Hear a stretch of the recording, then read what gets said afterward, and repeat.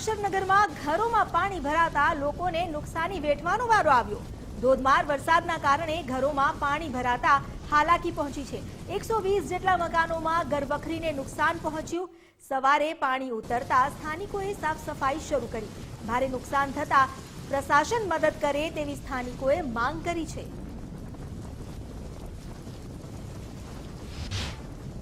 અત્યારે ઘરમાં હાલ તમે જોઈ શકો છો ઘરના દ્રશ્યો કે ઘરમાં બેડ પણ પૂરી રીતે ધરાશાયી થઈ ગયો છે અને પાણી અત્યારે પણ હાલમાં અનાજ પાણી બધું જ બગડેલું છે। સરકાર પાસે બસ એક જ કે આ નિકાલ થાય વહેલી તકે। કાલે સવારેથી વરસાદ ચાલુ હતો, લગભગ 10 વાગે પાણી અંદર બેસી ગયું અને દર 2-3 વર્ષે આ તકલીફ થતી રહે છે। તો સરકારને એવી માગણી કરીએ છીએ કે અમને કોઈ સહાયની યોજના કરી શકે। અમે બહુ હેરાન થઈ ગયા છે। આ બીમારીનું ઘર કહેવાય।